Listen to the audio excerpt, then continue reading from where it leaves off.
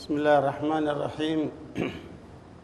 Assalamualaikum warahmatullahi wabarakatuh. Alhamdulillahirabbil alamin. Wassalatu wassalamu ala asyrafil anbiya'i wal mursalin nabina Muhammadin wa ala alihi wa sahbihi ajma'in. Ya ayyuhalladzina amanu taqullaha haqqa tuqatih ولا تموتن إلا وأنتم مسلمون يا أيها الناس اتقوا ربكم الذي خلقكم من نفس واحدة وخلق منها زوجها وبث منهما رجالا كثيرا ونساء واتقوا الله الذي تساءلون به والأرحام إن الله كان عليكم رقيبا يا أيها الذين آمنوا اتقوا الله وقولوا قولا سديدا يصلح لكم أعمالكم ويغفر لكم ذنوبكم ومن يطع الله ورسوله فقد فاز فوزا عظيما. ما بعد فإن أصدق الحديث كتاب الله وخير الهدي هدي محمد صلى الله عليه وسلم وشر الأمور محدثاتها فإن كل محدثة بدعة وكل بدعة ضلالة wa kullu dhalatin finnar. Ikhwani fid din rahimani wa rahimakumullah. Syaraful ilmi bi syarafi ma'lumi. Nilai dan kemuliaan satu ilmu sangat tergantung dari kandungan ilmu itu sendiri. Apa yang sedang akan kita bicarakan ini adalah berkaitan dengan ilmu tauhid, yang mudah-mudahan kita dapat terus meningkatkan pengetahuan dan amal yang berkaitan dengan tauhid agar kita menjadi hamba Allah yang kemudian tunduk kepada Allah dalam hidup yang sekali ini menjalankan syariat Allah secara benar. Karena saudara sekalian, ketika Nabi Muhammad SAW pertama kali ditugaskan oleh Allah untuk membimbing umat manusia ini, maka yang pertama kali beliau serukan kepada umat manusia agar mentauhidkan Allah SWT. Beliau selalu mengucapkan di dalam dakwah-dakwahnya, Ayuhan nas qulu la ilaha illallah tuflihu. Wahai manusia, katakan la ilaha illallah, kalian akan sukses. Begitu pula nabi-nabi sebelumnya. Seluruh para nabi dan rasul diperintahkan oleh Allah untuk menyerukan kepada tauhid. Sebagaimana hal itu diungkapkan oleh Allah SWT dalam surat Al-Anbiya ayat yang ke-25, di mana Allah menyebutkan, "Wa ma arsalna min qablika min rasulin illa nuhi ilaihi annahu la ilaha illa ana fa'budun." Tidaklah Allah mengutus seorang rasul pun sebelum engkau, wahai Muhammad, kecuali aku perintahkan kepadanya untuk menyerukan kepada manusia agar mereka hanya beribadah kepada Allah SWT semata.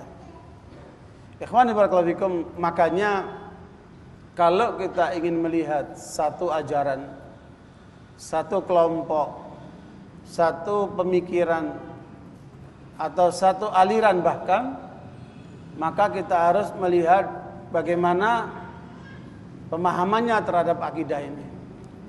Bila akidahnya benar, maka indikasi kelompok pemahaman dan aliran itu akan mengarah ke arah yang benar. Bila ketika itu mengalami suatu masalah, maka itu akan berarti pemahaman, pemikiran kelompok itu akan bermasalah pula. Karena itu ikhwan barakallahu fikum, Al-Quran yang kemudian menjadi pedoman buat kita ini menetapkan tauhid ini dalam rangka pembinaan umat pada masa di Mekah, ya disebut dengan Fatrah Makkiyah. Itu ada sekitar 84 surat yang turun di Mekah, dan selebihnya turun di Madinah ataupun masa setelah hijrah Rasulullah SAW ke Madinah itu. Sehingga begitu pentingnya tauhid ini, sehingga mendapatkan porsi yang paling besar dari Al-Quran ini, yang harusnya kita juga memberikan perhatian seperti itu. Meskipun kenyataannya banyak umat Islam yang kurang perhatian terhadap ilmu tauhid ini. yang kurang pendalaman terhadap pemahaman tauhid ini. Akibatnya kemudian kita lihat macam-macam corak di masyarakat kita yang mengatasnamakan Islam, namun kemudian apa yang dipahami dari Islam mereka tidak jarang hanya parsial. Ada yang menekankan sisi sosialnya, ada yang menekankan sisi pendidikan, ada yang menekankan sisi dakwah, ada yang menekankan sisi ekonomi, ada yang menekankan sisi politik. Tetapi ketika kemudian memperhatikan bagaimana pokok-pokok akidahnya, maka seringkali imma kabur wa imma kemudian mengandung masalah. Karena itu ketika ingin kita memperbaiki diri kita, menjaga keutuhan diri kita, maka bagian yang paling utama adalah kepala ini. Makanya kalau kita naik motor disuruh apa? Pakai helm, menjaga supaya kepala yang paling berharga dalam tubuh manusia ini untuk dilindungi. Apabila terjadi apa-apa, maka kepala menjadi yang selamat. Makanya Syekhul Islam Taimiyah rahimahullah menyebutkan tentang 5 hal di dalam majmu' fatwanya ketika seseorang ingin mendalami agama. Beliau ibaratkan sebagai satu badan tubuh yang utuh, bahwa kemudian ruhuddin wa tauhid. Pokok agama, ruhnya agama ini ada pada tauhid. Inilah yang kemudian kenapa kita menjadi penting mengkaji tauhid, karena ini ruhnya agama. Yang kedua adalah hayatuddin, kehidupan agama. Artinya kalau orang itu mendapatkan bagian dari pada hal yang kedua ini, maka dia akan mendapatkan kehidupan di dalam dirinya, dalam agamanya. Yaitu apa? Fahmu ma'anil Quran was sunnah. Memahami makna-makna Al-Quran dan sunnah. Dan itu berarti harus terus-menerus kita gali apa yang kita dapatkan dari Al-Quran dan sunnah itu. Ini akan menjadikan hidup dalam agama kita menjadi apa? Menjadi utuh. Kemudian yang ketiga adalah dawauddin. Bagaimanapun manusia hidup, dia butuh obat. Bisa jadi satu kali dia sakit, maka dia butuh obat. Obat di dalam agama ini apa? Yaitu al-fatawa an-nazilah. Yaitu fatwa-fatwa yang diberikan oleh para ulama mujtahidin terhadap masalah-masalah yang timbul di masyarakat, yang tidak terjadi di masa Rasulullah SAW, para sahabat dan para salafus saleh itu. Terutama masalah-masalah yang modern. Yang ini butuh fatwa, dan itu kita dapatkan dari para mufti yang capable untuk memberikan fatwanya. Ini adalah obat dalam kehidupan kita sekalian. Namanya apa? Dawauddin, obatnya agama. Adapun yang keempat yaitu dauddin, penyakit agama. Ini juga harus kita pahami supaya kita tidak terjerumus ke dalam kubangan penyakit ini. Paling tidak supaya kita tidak tertular penyakit itu. Kalau bisa menghindari sama sekali. Kalau perlu mengobati orang yang kena penyakit ini. Apa yang dimaksud dengan penyakit agama? Yaitu al-ilmul muhdats. Seluruh ilmu, ajaran, keyakinan yang mengandung penambahan dalam agama, yang disebut dengan bid'ah-bid'ah itu. Seluruh kaitan dengan bid'ah itu adalah kaitan dengan apa? Penyakit dalam agama ini. Yang apabila seseorang terkena penyakit itu harus kita obati dia. Supaya apa? Dia sembuh dari penyakitnya. Kembali kepada sunnah, kembali kepada kebenaran. Nah, al-ilmul muhdats, penyakit penyimpangan aliran-aliran ini di masyarakat kita cukup banyak sekali, yang tidak jarang menyebabkan seseorang bingung melihat macam-macam model ajaran yang ada di masyarakat ini. Dan untuk mengetahui suatu aliran itu menyimpang atau tidak, maka harus dilihat dari sisi apa? Akidahnya. Sehingga karenanya saudara sekalian, dalam bagian yang keempat ini adalah bagian yang perlu juga mendapat perhatian, yaitu mengungkap tentang penyakit-penyakit agama yang kalau kita lihat dalam perjalanan umat manusia cukup panjang, dari mulai kalangan Khawarij sampai Syiah, sampai kemudian Qadariyah, Mu'tazilah, Jahmiyah, Murji'ah, dan macam-macam aliran sampai hari ini, yang kemudian di Indonesia ya diperkirakan melebihi 300 macam aliran sesat. Yang itu butuh untuk kemudian dibongkar supaya masyarakat tidak terbawa kepada penyakit aliran sesat ini. Bid'ah-bid'ah yang begitu banyak yang dibawa oleh aliran-aliran menyimpang ini. Ini yang ketiga, yang keempat. Yang kelima adalah halakuddin, kehancuran agama. Artinya kalau orang sudah masuk ke dalam wilayah ini, maka boleh dikatakan agamanya orang itu sudah hancur. Yaitu apa? As-sihr wal kahana, yaitu sihir dan perdukunan. Makanya di masyarakat kita cukup banyak peredaran sihir dan perdukunan itu, yang harus kemudian bagaimana kita menyelamatkan mereka dengan kita dakwai, dengan kita ajak mereka meninggalkan perilaku yang menyimpang daripada sihir dan perdukunan itu. Nah, karena itu ikhwan barakallahu fikum, untuk semua ini kita butuh pemahaman yang utuh terhadap Islam, dan harus kita mulai dari pemahaman tauhid yang benar. Ya, dan perlu diketahui bahwa kalau saja seseorang datang kepada Al-Quran, kemudian dia mempelajari sendiri, dia tidak akan bisa memahaminya secara utuh. Kecuali kalau dia merujuk kepada Rasulullah SAW. Dan masih banyak hal yang kemudian perlu mendapatkan penjelasan lagi setelah itu oleh para sahabat radhiyallahu anhum. Kemudian perkembangan masyarakat yang kemudian semakin jauh dari bahasa, semakin banyak interaksi sosial dengan kelompok-kelompok lain, budaya-budaya lain, yang menimbulkan banyak masalah di masyarakat, yang kemudian perlu penjelasan lebih jauh lagi oleh para tabi'in, tabi'ut tabi'in, sampai generasi ketiga yang dipuji oleh Rasulullah, khairun nasi qarni, thumma yalunahum, thumma yalunahum. Bahwa sebaik-baik manusia yang hidup di masaku, di abadku, dan abad berikutnya, dan abad berikutnya. Karena itu tiga masa ini yang kemudian dikenal dengan masa as-salafus salih, yang kemudian kepada mereka lah kemudian kita banyak menggali ilmu-ilmu din kita ini, supaya kita membawa agama ini secara benar. Sebagaimana pernyataan Imam Malik rahimahullah, la yasluha akhir hadhil ummah illa bima salaha bihi awwaluha. Umat ini yang terakhir tidak akan pernah berjaya kecuali kalau mengikuti apa yang pernah dibawa dalam kejayaan umat yang pertama itu. Karena itu ikhwan barakallahu fikum, apa yang kemudian kita dapatkan dari penjelasan Al-Imam Tahawi umpamanya, bahwa kemudian Al-Quran ini intinya ada 5 bagian. Ya, dan ini bisa menjadi ukuran untuk melihat satu kelompok, satu aliran, satu pemahaman benar atau tidak. Bagaimana pemahaman mereka terhadap Al-Quran? Bahwa intinya ada 5 poin yang ditekankan oleh Al-Quran ini. Yang pertama, kata Imam Tahawi rahimahullah, adalah yaitu tauhid rububiyah dan tauhid al-asma wa sifat, yang disebut dengan al-ilmu al-khabari, ya, al-ilmu al-khabari. Ya, dan ini adalah merupakan suatu berita dari Allah tentang dirinya sendiri, karena manusia tidak akan pernah tahu tentang Allah kecuali diberitahu oleh Allah SWT.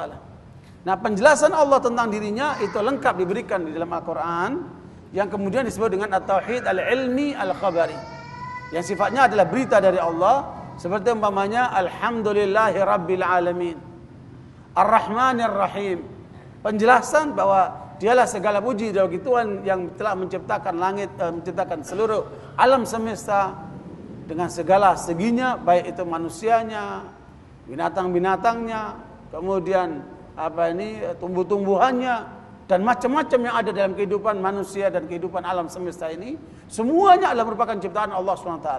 Maka kita yakini dialah Allah sang pencipta, dia pula yang memiliki, dia pula yang mengatur semua yang ada dalam kehidupan ini. Dan ini adalah merupakan keyakinan seorang mukmin terhadap apa yang disampaikan oleh Allah dalam Al-Quran. Dia berkaitan dengan tauhid rububiyah, yang kemudian dilanjutkan dengan tauhid al-asma wa sifat, yaitu seperti umpamanya ar-Rahman ar-Rahim, yaitu kita yakini bahwa Allah mempunyai asma dan sifatnya yang mulia, yang kemudian kita harus yakin dan menerima sifat nama dan sifat itu, agar kemudian menjadi komunikasi kita dengan Allah Subhanahu wa taala. Makanya orang yang semakin dekat sama Allah, dia akan semakin paham tentang Asmaul Husna wa Sifatuh. Dan ini adalah bagian daripada tauhid yang pertama, yang merupakan informasi lengkap yang diberikan oleh Allah dalam Al-Quran. Ikhwan barakallahu fikum, adapun yang kedua adalah at-tauhid al-amali al-qasdi, yaitu sikap manusia terhadap Allah Subhanahu wa taala. Kita diarahkan qul ya ayyuhal kafirun la a'budu ma ta'budun wa ma umiru illa liya'budullaha mukhlishina lahuddin. Bahwa kita bagaimana menyikapi Allah SWT, bahwa kita harus tunduk patuh untuk selalu beribadah kepada Allah SWT, bukan kepada yang lainnya. Dan ini tentunya membutuhkan kesadaran kita terus-menerus sehingga kita menyatakan iyyaka na'budu, dan hanya kepadamu lah ya Allah kami beribadah. Ini bagian daripada tauhidul ibadah, atau dikenal juga dengan tauhid al-uluhiyah. Yang itu penjelasan Al-Quran cukup banyak, dan inilah misi utama para nabi, menekankan ibadah hanya tertuju kepada Allah.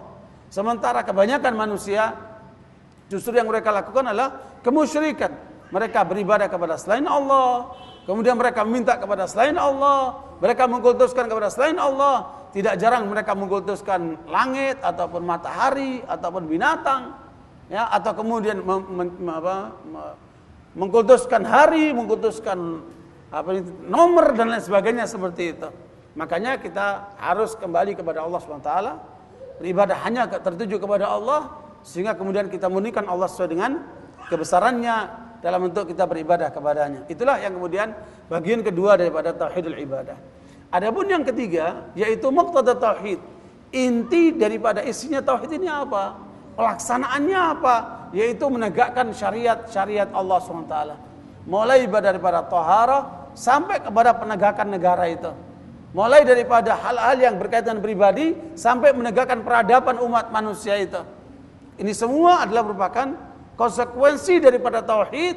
Kita tunduk kepada Allah dalam hal-hal yang berkaitan dengan kehidupan kita seluruhnya. Makanya Islam bukan cuma teori, Islam bukan cuma hiburan rohani.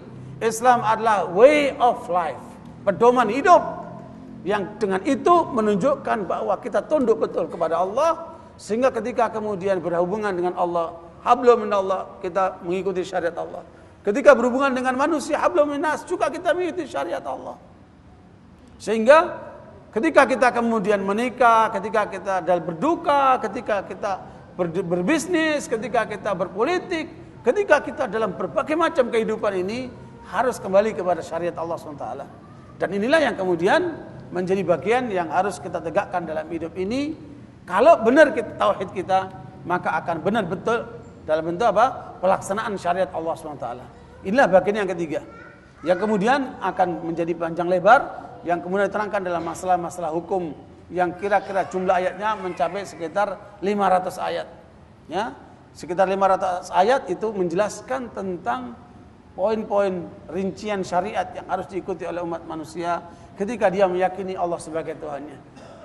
Adapun yang keempat, yaitu pemberitahuan dari Allah sebagai balasan bagi orang yang tunduk terhadap tiga hal itu, bahwa tauhid rububiyah dan asma wa sifat dia pahami secara benar, tauhidul ibadah dia jalankan secara benar dalam bentuk keyakinan-keyakinan yang nanti kita akan bahas lebih dalam, dan yang ketiga adalah berkaitan dengan pelaksanaan syariat Allah SWT. Sementara hari ini masih banyak orang yang kemudian mengaku mentauhidkan Allah, mengaku sebagai hamba Allah, tetapi ketika sudah kaitan dengan kehidupan, banyak dari mereka yang menggunakan pikirannya, yang menggunakan pendapatnya, yang mengikuti budaya masyarakatnya, atau kemudian terbawa kepada arus modernisasi dan globalisasi yang terjadi dalam kehidupan modern sekarang ini. Makanya ini adalah satu bagian yang harus kita sadari secara utuh. Bila kita kemudian konsekuen dalam menegakkan tauhid dan menjalankan syariat Allah, maka disitulah Allah akan menjamin kita untuk bahagia di dunia dan kemudian selamat di akhirat. Allah menyebutkan, man amila salihan min dzakarin aw untha wa huwa mu'minun falanuhyiyannahu hayatan thayyibah wa lanajziyannahum ajrahum bi ahsani ma kanu ya'malun. Bahwa dalam surat An-Nahl ayat 97 Allah menyebutkan, barang siapa yang beramal saleh, laki maupun perempuan, dasarnya iman, ya, maka kemudian berarti menegakkan tauhid dia, kemudian dia menjalankan secara benar, maka kemudian Allah akan jamin orang itu hidup di dunianya bahagia dan di akhiratnya pun akan lebih bahagia lagi. Ikhwani barakallahu fikum, ini adalah bagian yang keempat, merupakan pemberitahuan dari Allah tentang para nabi, tentang para rasul, tentang mereka yang menegakkan keimanan dan syariat Allah SWT. Bagi mereka adalah selalu diberikan kebahagiaan di dunia sampai di akhirat. Adapun yang kelima adalah merupakan informasi dari Allah tentang manusia yang ingkar terhadap tauhid dan kemudian tidak menjalankan syariat Allah SWT. Itulah hakikat orang musyrik, kafir dan sebagainya itu, yang kemudian dikecam oleh Allah dalam Al-Quran, karena Allah tidak menyukai mereka yang ingkar kepadanya, dan kepada mereka lah Allah kecam Sehingga Allah menyebutkan di antaranya pada surat Taha ayat 124 125, Allah menyebutkan wa man a'rada an dzikri fa inna lahu ma'isyatan dhanka wa nahsyuruhu yaumal qiyamati a'ma qala rabbi lima hasyartani a'ma wa qad kuntu basira qala kadzalika atatka ayatuna fanasitaha wa kadzalika al-yauma tunsa. Ya, bahwa barang siapa yang berpaling dari mengingat Allah, berpaling dari Al-Qur'an, berpaling dari ajaran Allah SWT, maka kami akan jadikan hidupnya orang itu gelap gulita, ya, penuh dengan penderitaan, yang kemudian di akhirat mereka akan digiring dalam keadaan buta. Kemudian mereka berkata, ya Tuhan, kenapa engkau giring aku dalam keadaan buta, sementara dulu aku dalam keadaan melek? Maka Allah katakan, dulu kalian didatangkan ayat-ayat Allah, tetapi kalian berpaling daripadanya, maka sekarang Allah pun berpaling daripada kalian. Ikhwani barakallahu fikum, ini adalah merupakan satu kesimpulan penting di dalam kita memahami Al-Quran. Tinggal bagaimana nanti rinciannya, itu adalah merupakan bagian dari hal-hal yang harus kita dalami di dalam upaya kita memahami Islam secara utuh. Ala kulli hal, ini sekedar muqaddimah, yang kemudian bagi kita sekarang ini adalah bagaimana mengkaji akidah ini secara benar dan utuh dari sumber pertama yang kita ingin dapatkan, yaitu dari para salafus saleh. Di tangan saya insyaallah akan kita bahas pada malam ini dan selanjutnya, yang kemudian ini mudah-mudahan jadi kajian ini sampai selesai. Ada sekitar 43 poin, ya, yang diringkaskan oleh Ibnu Abi Hatim dalam kitab Aslus Sunnah wa I'tiqaduddin. Kitab Aslus Sunnah wa I'tiqaduddin ini dikarang di abad ketiga, karena pengarang buku ini Ibnu Abi Hatim lahir tahun 240, kemudian wafat tahun 327. Ia adalah seorang ulama al-hadis yang kemudian dipuji oleh semua ulama. Bahkan kemudian Ibnu Abi Hatim ini mengarang banyak kitab, dan apa yang beliau dapatkan ini merupakan ringkasan dari apa yang ditelusuri oleh bapaknya dia, Abu Hatim, ya, seorang ulama di abad ketiga, juga wafat tahun 264 Abu Hatim, dan juga gurunya Ibnu Abi Hatim ini yaitu Abu Zur'ah Ar-Razi, murid Imam Ahmad rahimahullah, yang juga kemudian menggali ilmu tauhid dari berbagai macam kalangan ulama di seluruh dunia di masa itu, yang beliau juga wafat tahun 277, yang termasuk kategori ulama abad ketiga, yang kesemuanya mereka menggali ilmu tauhid dari ulama-ulama yang ada itu, dan kemudian disimpulkan oleh mereka, yang kemudian ditulis oleh Ibnu Abi Hatim dalam kira-kira 43 poin. Apabila kemudian kita memahami 43 poin ini dalam kajian tauhid, itu artinya kita akan memahami pemahaman akidah salafus saleh yang di abad pertama, kedua, dan ketiga itu. Karena itu ikhwan barakallahu fikum, karena isinya di dalam buku ini adalah pointer-pointer yang sifatnya adalah pokok-pokok secara global yang perlu penjelasan, maka kesempatan ini akan kita gunakan untuk mempelajari satu poin saja, kemudian kita akan lanjutkan nanti pada poin-poin berikutnya. Yang jelas ikhwan barakallahu fikum, buku ini adalah merupakan buku yang simple, kecil, tetapi isinya sangat dalam dan menyeluruh untuk menggambarkan keutuhan daripada pemahaman tauhid yang ada pada para salafus saleh, yang kemudian diungkapkan oleh Ibnu Abi Hatim dalam karangannya ini.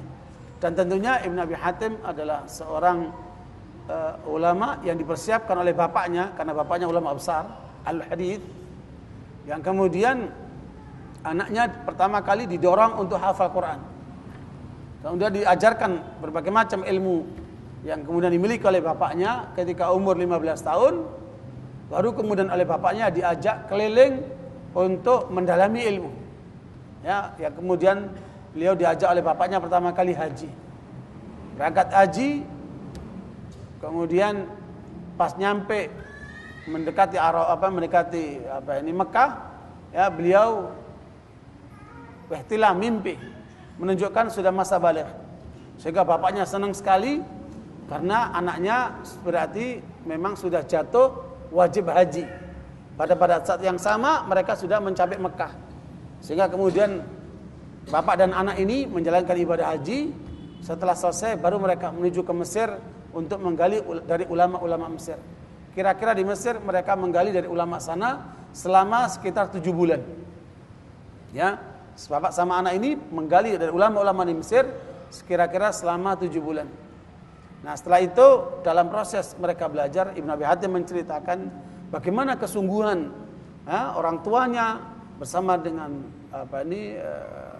tulab ilm yang lainnya, penggali ilmu agama yang lainnya, yang kemudian mereka ini paginya menggali dari macam-macam ulama, malamnya mereka mengulangi lagi, mengumpulkan, cocok-cocokkan, ya, sehingga kadang-kadang mereka sampai lupa makan. Ya, Ibnu Abi Hatim menceritakan suatu kali kami pulang dari belajar melihat ada orang jual ikan, kami beli ikan itu dalam kondisi segar. Kemudian kami taruh karena mau makan, mau masak, nggak sempat lagi karena harus mengejar pengajian ulama sono. Setelah itu ulama berikutnya sampai pulang udah nggak sempat makan dia. Kemudian harus mengumpulkan, mencatat segala macam. Lihat kesungguhannya ulama di masa itu. Kapan dimakannya ikan itu? Setelah 3 hari sekalian. Hampir ikan itu mau rusak baru kemudian sempat mereka makan. Kenapa? Saking seriusnya mereka belajar seperti itu. Luar biasa betul. Bahkan kata Ibnu Abi Hatim, selama 7 bulan kami nggak pernah makan yang namanya marak itu, yang namanya kuah-kuah itu nggak pernah itu. Kenapa? Nggak sempat masaknya. Ya, ikhwani barakallahu fikum, ini menjadi pelajaran buat kita para tulab ilm. Bagaimana ulama-ulama dulu itu bersungguh-sungguh dalam mendalami dan menuntut ilmu agama ini. Sehingga keliru kalau kemudian kita menemukan banyak tulab ilm malah justru banyaknya tidur, cuman ngobrol, jalan-jalan, membuang-buang waktu yang kadang-kadang tidak berarti, sayang sekali. Makanya kesempatan kita untuk menuntut ilmu, gunakan kesempatan itu semaksimal mungkin sehingga kemudian kita bisa menyelesaikan dalam waktu yang ditentukan itu, mendapatkan sesuatu yang paling banyak dari apa yang kita harapkan. Ikhwani barakallahu fikum, inilah kemudian kira-kira gambaran ringkas dari apa yang akan kita bahas dari buku apa? Aslus Sunnah wa I'tiqaduddin. Kalau kita lihat judulnya Aslus Sunnah, ya, padahal buku ini bicara masalah apa? Akidah. Kok dikatakan asal itu kan pokok ya? Al-asal apa ini menunjukkan sesuatu yang bersifat pokok, ya, yang di dalam arti bahwa pokok-pokok sunnah itu apa saja. Nah, as-sunnah ini diistilahkan oleh para ulama, ya, itu bukan hanya sebatas sesuatu yang berkaitan dengan masalah-masalah hadis atau kaitan dengan masalah hukum, tetapi sunnah ini kemudian berkembang menjadi suatu pembahasan lebih spesifik masalah akidah. Ya, ketika mereka berbicara masalah bid'ah, maka mereka bicara tentang sunnah. Kalau sunnah dalam istilah ulama al-hadis adalah segala sesuatu yang mereka peroleh dari keyakinan, ucapan dan perbuatan serta persetujuan Rasulullah SAW, itulah disebut dengan sunnah. Tetapi ketika sunnah ini berkaitan dengan akidah, maka sunnah lebih spesifik bicara masalah kira-kira 10 hal. Disampaikan oleh Ibnu Uyainah, Sufyan Ibnu Uyainah ini ulama tabi'ut tabi'in. Beliau katakan as-sunnah 10. Ya, as-sunnah berapa? 10. Sunnah itu ada 10. Kata Imam Sufyan Ibnu Uyainah, yang beliau wafat tahun 198. Lahir kira-kira 104, kemudian wafat tahun 198, dan Sufyan Ibnu Uyainah termasuk ulama terkenal dari kalangan ulama tabi'ut tabi'in. Yang kemudian beliau katakan as-sunnah 10. Faman kunna fihi istakmala sunnah. Sunnah ini ada 10 hal. Dan ini semua masih kaitan dengan masalah apa? Tauhid. Ya, yang itu ada 10 hal. Barang siapa yang menegakkan 10 hal ini, maka dia telah sempurna sunnahnya. Wa man taraka minha syai'an faqad taraka sunnah. Siapa yang meninggalkan satu bagian daripada as-sunnah, maka dia berarti meninggalkan sunnah itu. Yang pertama apa? Itsbatul qadar. Sufyan Ibnu Uyainah menjelaskan 10 macam daripada sunnah. Yang pertama adalah itsbatul qadar, menetapkan adanya takdir. Karena ternyata saudara sekalian, banyak aliran-aliran sesat yang gagal memahami takdir secara utuh. Akibatnya terjadilah kelompok Qadariyah itu. Mereka mengingkari takdir Allah yang ada pada manusia. Manusia dikatakan bebas menentukan kehendaknya. Kemudian lawannya muncul juga namanya kelompok Jabariyah yang mengatakan manusia seluruhnya ketetapan Allah, ibarat seperti robot, tidak punya kehendak sama sekali. Semua apa yang terjadi dengan manusia itu kehendak Allah, tidak ada kehendak manusia sama sekali. Yang ini mengembalikan sepenuhnya kehendak manusia, yang ini kemudian menolak kehendak manusia, semuanya kehendak Allah. Nah, inilah yang kemudian kita diajarkan dalam sunnah Rasulullah bagaimana memahami secara utuh tentang itsbatul qadar ini. Kemudian yang kedua adalah takdimu Abi Bakar wa Umar, mendahulukan Abi Bakar dan Umar. Ini pun kita akan melihat kelompok yang menolak Abu Bakar dan Umar. Kalau Khawarij mengkafirkan para sahabat itu. Ya, kemudian sementara Syiah mengingkari kepemimpinan Abu Bakar dan Umar. Ya, bahkan kemudian mereka mengatakan kami tidak meyakini Tuhan yang membenarkan Abu Bakar Umar menjadi khalifah. Kami tidak meyakini Nabi yang Nabi itu membenarkan khalifahnya Abu Bakar dan Umar. Sampai seperti itu tingkatannya. Penolakan mereka terhadap Abu Bakar dan Umar. Makanya ini menjadi kesepakatan para ulama salafus saleh untuk kemudian mereka mengedepankan Abu Bakar dan Umar sesuai dengan dalil-dalil sunnah yang ada. Kemudian yang ketiga adalah al-haud. Yakin terhadap telaga al-haud, yaitu al-kautsar yang kemudian itu akan ditetapkan bagi Rasulullah SAW dan mereka yang kemudian mengikuti sunnah Rasulullah SAW. Ya. Kemudian yang keempat adalah asy-syafa'ah, adanya syafaat. Ya, pembahasan-pembahasan secara rinci nanti bisa dibahas dalam kajian-kajian tauhid yang lain. Kemudian yang kelima, yang keenam adalah mizan. Berkaitan dengan apa? Dengan mizan, timbangan. Kemudian yang ketujuh berkaitan dengan apa? As-sirat. Berkaitan dengan apa? Jalan yang akan mengantarkan manusia kepada surga, yang berarti harus melewati neraka dulu. Kemudian berikutnya apa? Al-imanu qaulun wa amal. Inilah yang sedang kita bahas pada poin pertama, bahwa di antara pemahaman sunnah itu adalah keyakinan iman mengandung qaulun wa amalun. Mengandung keyakinan ucapan dan apa? Dan perbuatan. Kemudian wal Qur'anu kalamullah. Quran adalah firman Allah. Itu harus menjadi bagian daripada apa? Keyakinan sunnah. Kemudian wal ba'tsu yaumal qiyamah, yakin terhadap kebangkitan pada hari kiamat. Dan yang terakhir wala taqta'u bisyahadati ala muslim, dan jangan memutus syahadat bagi setiap muslim kecuali ada sesuatu kepastian yang ada dalilnya yang menyebabkan seseorang itu dikatakan keluar dari Islam. Ikhwani barakallahu fikum, ini adalah bagian daripada sunnah dalam kaitan akidah yang telah ditetapkan menurut penjelasan daripada Imam Sufyan Ibn Uyainah. Makanya Imam Ahmad rahimahullah, begitu pula Imam Ibn Abi Asim, mereka menggunakan penjelasan tentang tauhid dengan istilah sunnah. Ya, dari banyak ulama-ulama kita yang mereka menggunakan istilah sunnah. Meskipun kita menemukan ada sejumlah ulama lain menggunakan istilah lain untuk mengungkapkan tentang tauhid. Seperti umpamanya Ibnu Khuzaimah. Ibnu Khuzaimah menulis kitab secara khusus tentang tauhid. Beliau dikasih judul At-Tauhid, karangan Ibnu Khuzaimah. Begitu pula Imam Ibnu Manda menulis kitab tiga juz kitab judulnya adalah Al-Iman, untuk menjelaskan tentang tauhid.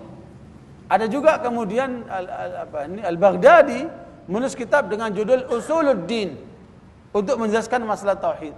Jadi ini adalah istilah-istilah yang digunakan oleh para ulama tentang masalah tauhid. Kemudian As-Sabuni menulis tentang aqidatus salaf, ashabul hadis. Beliau menggunakan istilah akidah. Ya. Yang kemudian ada juga Al-Imam Abu Hanifah menulis kitab namanya Al-Fiqhul Akbar. Ya, untuk menjelaskan masalah tauhid, sementara masalah hukum beliau menyebutkan dengan al-fiqhul asghar.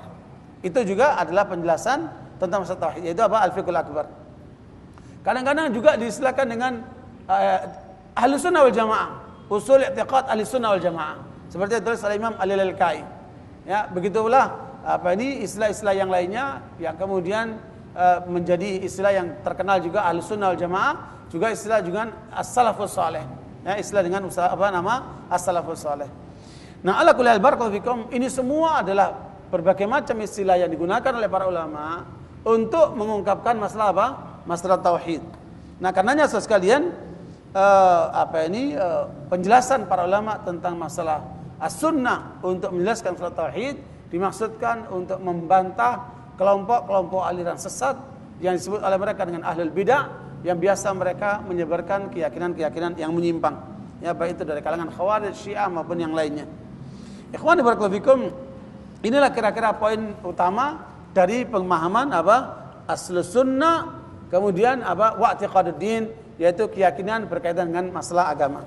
Ikhwani barakallahu fikum, apa yang pokok dari poin yang pertama daripada kitab Ahlus Sunnah wa'tiqaduddin, meskipun sebelum kita menyebutkan poin ini perlu diketahui bahwa ada sejumlah ulama yang menukil poin-poin pokok ajaran daripada Imam Ibn Abi Hatim ini untuk kemudian diungkapkan oleh mereka dalam kitab-kitab mereka.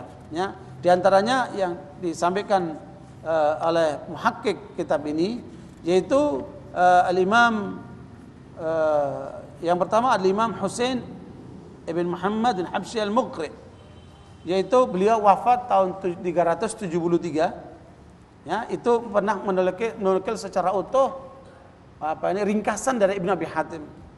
Juga Ad-Dainuri ini juga menukil yang wafat tahun 400 Hijriah dari akidah yang disampaikan oleh Ibn Abi Hatim. Kemudian al-Imam Hibatullah Ibn Hasan Al-Alkai, dalam kitab Syarh Sunnah wa'tiqaduddin, yang kemudian banyak kita nukil, yang kemudian beliau juga menukil daripada Ibn Abi Hatim. Kemudian diantaranya Imam Dhahabi rahimahullah, kemudian Syekh Islam Ibnu Taimiyah. Itu semua adalah para ulama yang menukil tentang ringkasan daripada Imam Ibn Abi Hatim Ar-Razi, yang kemudian menjadi pedoman bagi pokok-pokok akidah Ahlus Sunnah dan para salafus saleh. Ikhwani barakallahu fikum, mari kita masuk pada bagian yang pertama, yaitu al-imanu qaulun wa amal. Al-imanu qaulun wa amal. Keimanan itu ada mengandung dua hal, yaitu qaulul qalbi wa qaulul lisani. Perkataan yang muncul dari keyakinan kalbu, dan kemudian perkataan yang muncul dari lisan kita. Biasanya para ulama menggunakan istilah i'tiqadun bil janan wa qaulun bil lisan. Mereka biasa menggunakan istilah yaitu keyakinan dalam kalbu dan ucapan dalam lisan. Ini bagian daripada keimanan. Kemudian yang kedua wa amalun bil arkan, dan mengamalkan dengan seluruh anggota tubuh kita. Makanya keliru kalau orang menganggap iman itu hanya di kalbu saja. Atau orang menganggap iman itu hanya di lisan saja. Atau dua-duanya, iman itu hanya di kalbu dan di lisan saja. Jelas ini adalah keyakinan yang keliru. Sementara amal-amalnya tidak dikaitkan dengan keimanannya. Makanya iman itu ibarat sebagai pondasi yang dibangun di atasnya seluruh syariat Islam ini. Sehingga karenanya orang muslim belum tentu mukmin. Yang mukmin pasti pasti muslim, karena orang mukmin dialah yang menjalankan syariat Islam ini sekalian.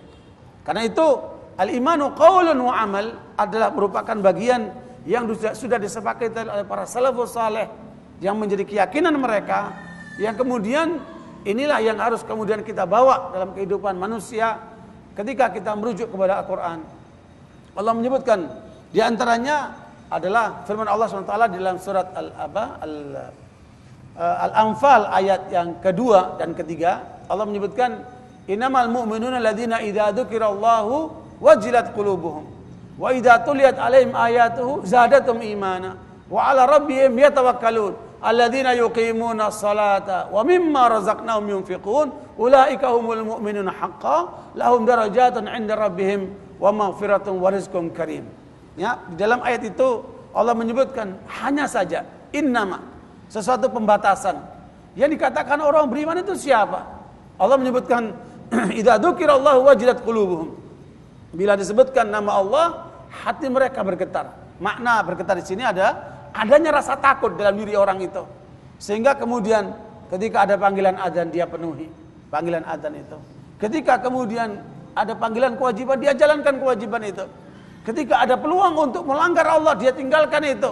Ada rasa takut dalam dirinya. Ini tandanya orang beriman, kata Allah Taala. Kemudian wa idza tuliyat alaihim ayatu zadatum imana. Apabila dibacakan ayat Allah bertambah imannya. Menunjukkan apa? Al-imanu yazidu wa yanqus. Jadi sebagaimana pernyataan Ibn Abi Hatim, innal imana qaulun wa amalun yazidu wa yanqus. Iman bisa bertambah, bisa berkurang.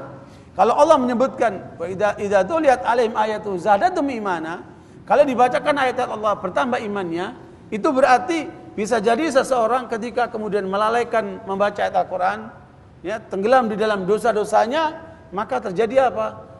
Penurunan keimanan, semangat membaca Al-Qurannya berkurang, sehingga kemudian itu berarti adanya dosa-dosa pada orang itu. Karenanya ikhwani barakallahu fikum, kalau iman bisa bertambah, maknanya dia juga bisa apa? Bisa turun.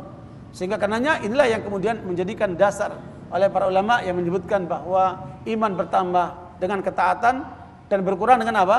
Dengan kemaksiatan. Makanya untuk menjaga keutuhan iman ini, bagaimana kita selalu dalam ketaatan kepada Allah, meninggalkan segala macam dosa, sebagaimana yang dikatakan oleh Abu Hatim tentang anaknya Ibnu Abi Hatim ini. Dia katakan apa? Ma ra'aitu lahu dzamban. Aku tidak pernah melihat anakku ini berbuat dosa. Ya, itu pujian seorang bapak kepada anaknya. Ya, padahal namanya bapak itu kan paling paham tentang anaknya. Bagaimana perilaku anaknya. Tetapi apa yang terjadi dengan Ibnu Abi Hatim ini? Beliau dipuji oleh bapaknya bahwa dia enggak pernah melihat anaknya berbuat dosa. Nah, ikhwan barakallahu fikum, bukan berarti dia nabi, bukan berarti dia rasul. Dia manusia biasa, mungkin saja ada perbuatan yang dia bapaknya tidak tahu. Tetapi ini adalah persaksian daripada bapaknya tentang kesalehan anaknya ini. Ala kulli hal barakallahu fikum, makanya Rasulullah menyebutkan apa? Di dalam hadis riwayat Bukhari dan yang lainnya, bahwa Rasulullah mengatakan al-imanu bid'un wa sittuna syu'bah. Iman itu ada 60 lebih cabang. Wa fi riwayatin bid'un wa sab'una syu'bah. Dan riwayat lain sebutkan apa? 70 lebih cabang. A'laha la ilaha illallah wa adnaha imatatul adha. Yang paling tinggi adalah menegakkan la ilaha illallah, yang paling rendah adalah menyingkirkan duri dari jalanan kaum muslimin.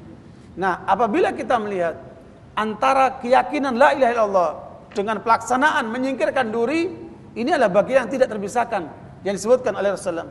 Beliau menyebutkan hanya global saja. Yang paling tinggi la ilaha illallah, yang paling rendah adalah menyingkirkan duri itu.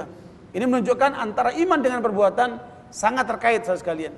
Makanya Al-Imam Ibnu Hajar rahimahullah Al-Asqalani dalam kitab Fathul Bari menyebutkan rincian yang disampaikan dari pendapat Ibnu Hibban terhadap macam-macam keimanan yang itu ada 69 yang dinukil oleh Ibnu Hibban dari yang disampaikan oleh Imam Ibnu Hajar dalam kitab Fathul Bari, yang dimana ada 24 dalam kaitan dengan kalbu dan 7 kaitan dengan lisan serta 38 kaitan dengan perbuatan.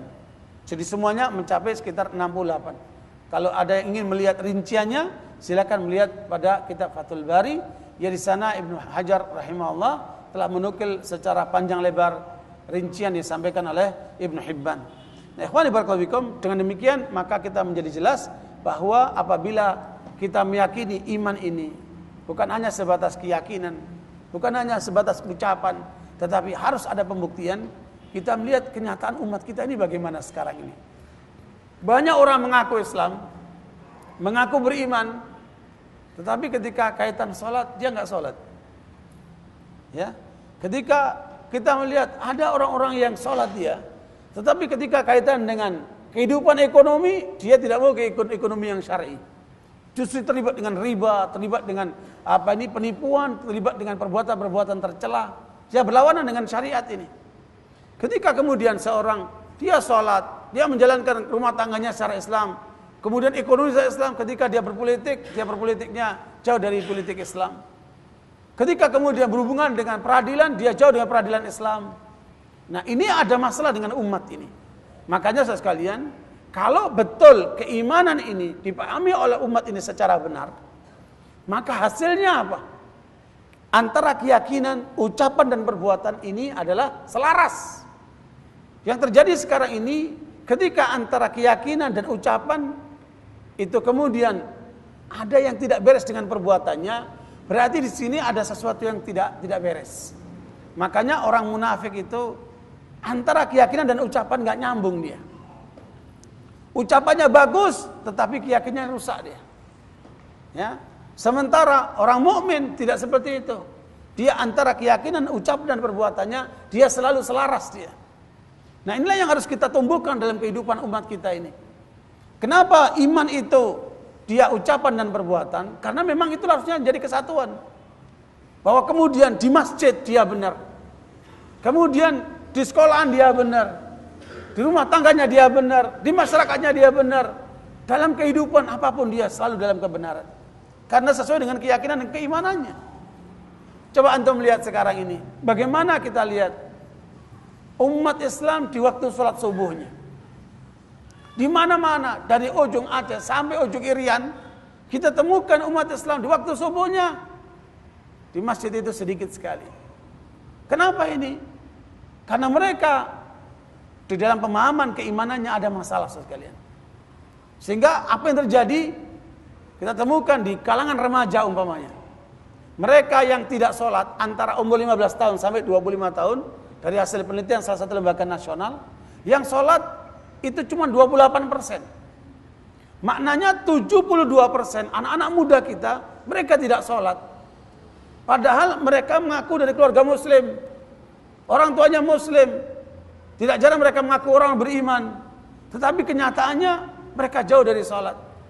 Coba kita lihat dalam kehidupan ekonomi mereka. Umat Islam yang ada di Indonesia ini 95% berhubungan dengan bank-bank konvensional yang ribawi. Yang mau berhubungan dengan bank syariah itu cuma 5%. Itu pun mayoritas yang ada di bank syariah mereka punya juga akses-akses di bank-bank konvensional.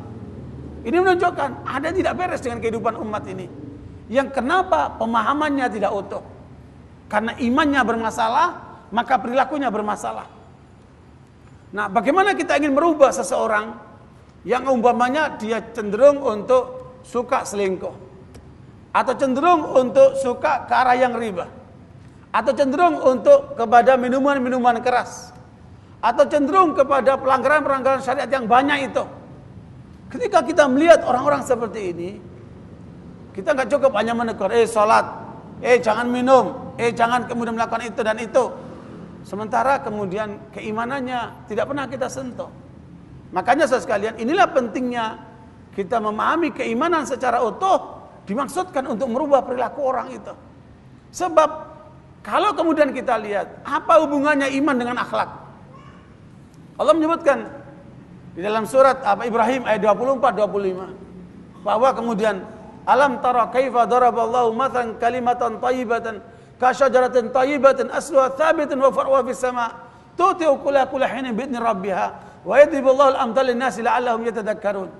Tidak kamu lihat kata Allah permisalan kalimat thayyibah ibarat pohon yang bagus. Rasulullah SAW menafsirkan pohon ini dengan pohon kurma yang akarnya menghujam ke dalam, kemudian batangnya menjulang ke atas dan menghasilkan buah sewaktu-waktu. Bukankah ini satu kesatuan yang Allah gambarkan kepada kita? Kalau imanmu benar, maka ibadahmu kepada Allah pasti akan benar. Kemudian hasilnya akhlak mulia. Kamu menghormat sama orang tua kamu, kamu menghargai orang-orang yang tua, kamu menyayangi yang masih muda, yang kecil dan seterusnya. Ada akhlak mulia yang ada pada diri orang itu. Sehingga karenanya saudara sekalian, Rasulullah menyebutkan dalam riwayat Muslim, akmalul mu'minina imanan ahsanuhum khuluqa. Orang mukmin yang paling sempurna imannya adalah yang paling bagus apa? Akhlaknya. Coba kita antara keimanan dengan keakhlak ini satu kesatuan yang tidak terpisahkan.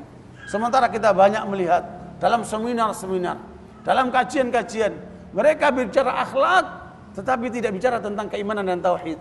Bagaimana mungkin itu akan bisa terjadi? Mungkin itu seperti ibarat buah tapi buah imitasi. Kita lihat ada buah tapi dia imitasi. Ya, kalau dimakan plastik itu bukan buah sebenarnya. Kira-kira seperti itu ketika orang bicara masalah akhlak tetapi tidak bicara masalah keimanan. Karena ikhwan barakallahu fikum, ketika maksud daripada bagian ini, seseorang yang mukmin itu harusnya membuktikan dirinya bahwa betul-betul bukan cuma keyakinan tetapi betul-betul dalam bentuk suatu ucapan nyata, perbuatan nyata, sehingga kemudian menjadi muslim yang utuh yang menjalankan syariat Allah Subhanahu wa taala. Realitas kehidupan kita ternyata banyak yang tidak seperti ini. Inilah pentingnya kita menyerukan kepada manusia agar kemudian mari kita penuhi keimanan kita dengan pernyataan yang benar dan perbuatan yang yang nyata daripada pelaksanaan syariat Allah Subhanahu wa taala. Nah, tidak cukup itu, kemudian menjaga keutuhan keimanannya. Supaya apa? Tidak merosot. Ibarat seorang yang naik gunung. Ya kan? Dia ketika naik itu kan ada tantangan-tantangan. Ada resiko.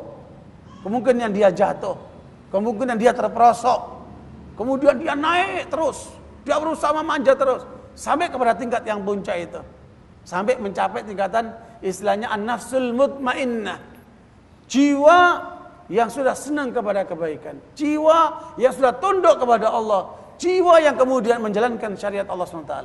Yang dia cari hanya keridhaan Allah, yang dia cari bagaimana menegakkan syariat Allah SWT. Ikhwani barakallahu fikum, tentunya ini membutuhkan kesadaran dari kita, sehingga terus usaha itu tidak boleh berhenti. Sebagaimana orang yang naik gunung itu, dia berusaha terus menerus. Kadang-kadang dia jatuh, dia naik lagi. Begitulah dalam kehidupan kita menjaga keimanan ini. Ada kanalnya iman itu naik sampai kepada puncak, kadang-kadang merosot lagi. Dan itu pun dialami oleh para sahabat. Di antaranya disampaikan oleh Imran bin Husain, juga pernah disampaikan oleh Handalah. Mereka mengatakan, ya Rasulullah, mengapa kalau kami berada di majlismu, surga itu seperti kami raih, tetapi ketika kami pulang terlibat dengan kehidupan di masyarakat, rasa itu tidak kami rasakan lagi sebagaimana kami merasa berdekat dengan kau ya Rasulullah. Apa kata Rasulullah? La kunta ala halik la safa'atkal malaikah. Kalau kamu menjaga keimanan kamu seperti kamu berada dekat aku, kamu akan dijabat tangani oleh malaikat. Dan apa yang terjadi sekalian? Mereka praktekkan itu.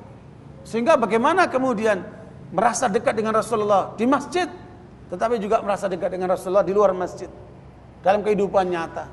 Begitu pula kita merasa dekat dengan Allah di masjid, bagaimana kita merasa dekat dengan Allah dalam kehidupan nyata di masyarakat kita itu.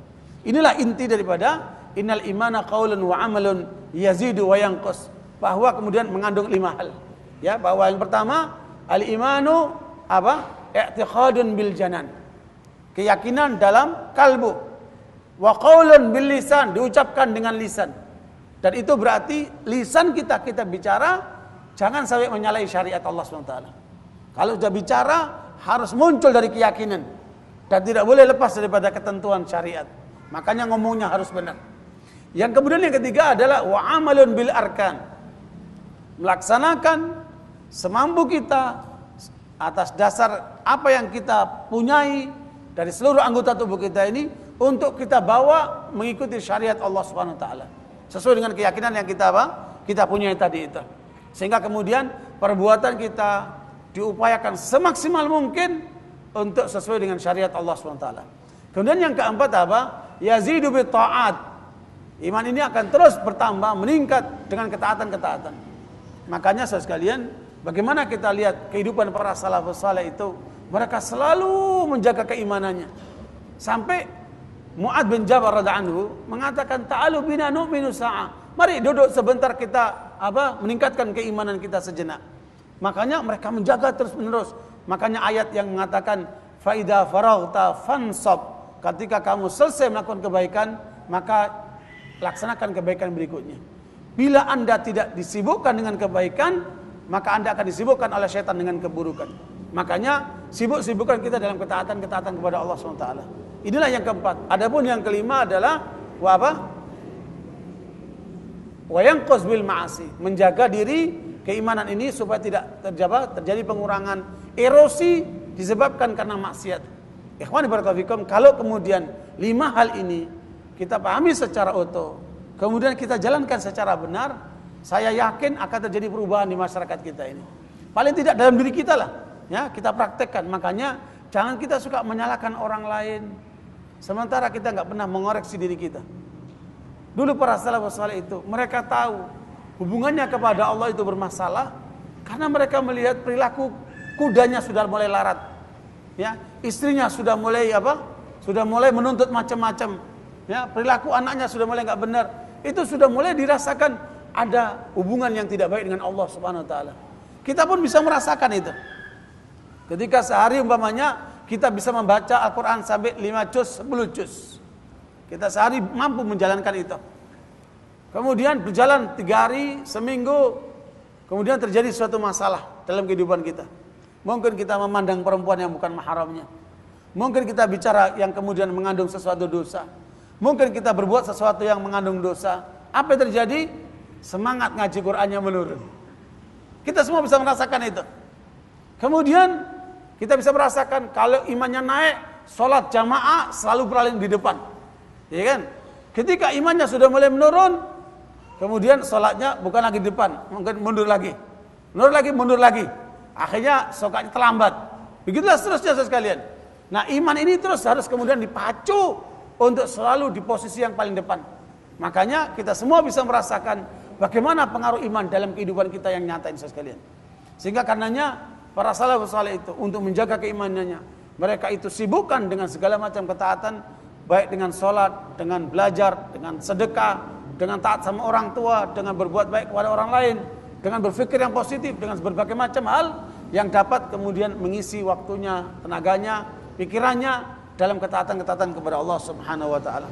Nah, barakallahu fikum, kalau kemudian ini dipahami secara benar, maka tentunya tidak akan kita lihat berbagai macam penyimpangan yang ada di masyarakat. Justru terjadi di masyarakat muslim terbesar di dunia. Ya, umat Islam Indonesia termasuk muslim terbesar di dunia. Dan kita sangat miris sekali, banyak tamu-tamu kita dari luar, dari Amerika, dari Eropa, dari negeri Arab, dari ASEAN yang datang ke Indonesia. Tadinya mereka mengira Islam di Indonesia ini betul-betul sudah mencapai tingkat yang sangat tinggi sekali. Ternyata nyampe di Indonesia, dilihat mallnya seperti itu, nggak kelihatan Islamnya. Ya, dilihat kemudian kehidupan di jalanannya, nggak kelihatan Islamnya. Ya, di mana Islam itu ditemukan? Di masjid-masjid, di pesantren-pesantren, di masjid-masjid taklim. Tetapi dalam ranah kehidupan nyatanya, umpamanya di medianya, di televisinya, nggak kelihatan Islamnya itu. Ya kan? Coba kita lihat dalam kehidupan radio-radionya, banyak kemudian yang mengandung penyimpangan-penyimpangan yang luar biasa. Sehingga realitas kehidupan, ketika orang umpamanya datang ke pasar ingin cari makan halal, ya, kemudian dilihat macam-macam makanan yang ada di masyarakat, ya, sulit mencapai kemudian yang betul-betul halal itu sepertinya kok nggak kelihatan banget gitu. Subuhat yang terjadi di masyarakat luar biasa. Ini menunjukkan ada yang tidak beres dengan umat ini.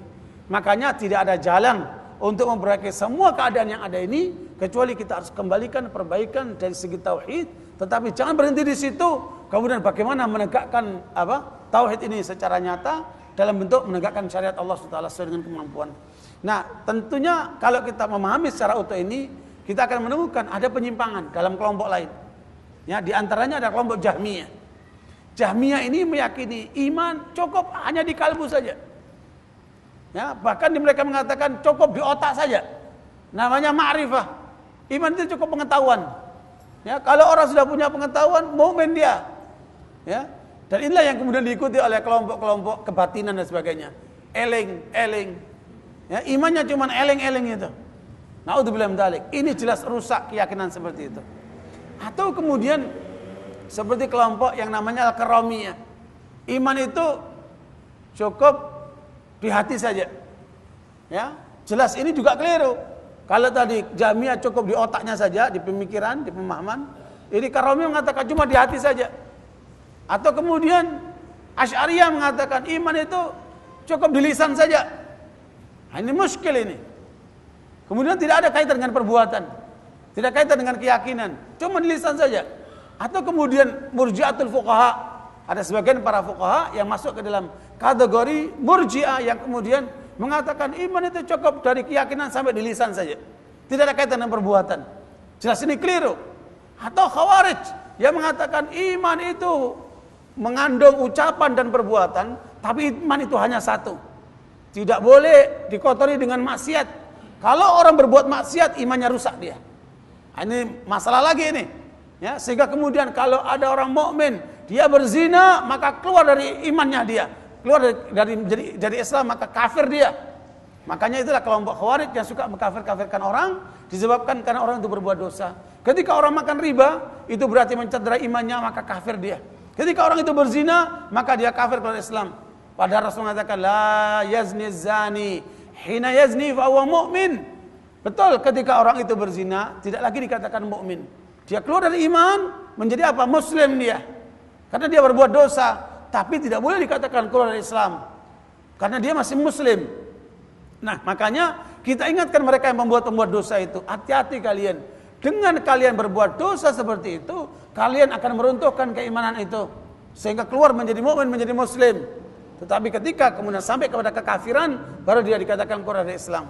Ikhwani barakallahu, dengan demikian maka menjadi jelas bahwa kelompok-kelompok yang menyimpang ini sekarang beredar di masyarakat kita. Meskipun mereka tidak kenal Jahmiyah, mereka tidak kenal Karramiyah, mereka tidak mengatakan Asy'ariyah, atau mungkin mereka tidak mengatakan Murji'atul Fuqaha seperti itu, tetapi kenyataan masyarakat kita masih banyak yang punya keyakinan yang seperti ini. Inilah pentingnya kemudian kita dakwahkan agar kemudian mereka menjadi paham bahwa iman tidak cukup dengan keyakinan, sampai kepada perbuatan, ucapan dan perbuatan, sekaligus pembuktian untuk selalu dijaga supaya tidak terjadi penurunan keimanan. Yang terjadi adalah peningkatan kualitas keimanan.